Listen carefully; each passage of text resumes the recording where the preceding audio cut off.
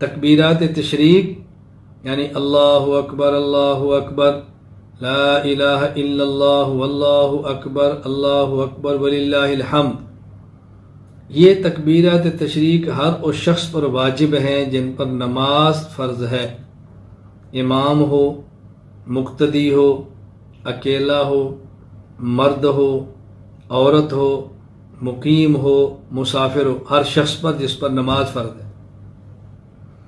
تکبیرات تشریق 9 ذی الحج سے لے کر 9 ذی الحج کی فجر سے لے کر 13 ذی الحج کی عصر تک پڑھیں گے۔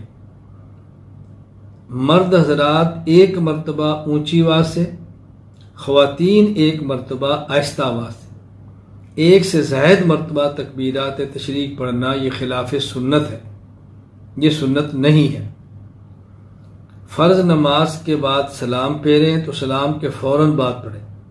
اگر سلام پھیرنے کے بعد اپنی جگہ سے اٹھ گئے، کوئی بات کر لی، کوئی کھا پی لیا، اب تکبیرات تشریق نہ پڑھیں، صرف استغفار کریں۔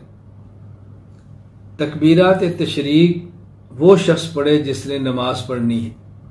اگر کسی شخص کی نماز ہی رہ گئی، 9 ذی الحج سے لے کر 13 ذی الحج کی عصر تک کسی کو نماز رہ گئی، یعنی اس دوران 9 ذی الحج کی کوئی نماز رہ گئی، 10 کی رہ گئی، 11 کی رہ گئی، 12 کی، ان دنوں میں کسی شخص کی کوئی نماز رہ گئی، تو اگر یہ 13 ذی الحج تک عصر سے پہلے نماز قضا کرے تو یہ شخص تکبیرات تشریق بھی کہہ لے۔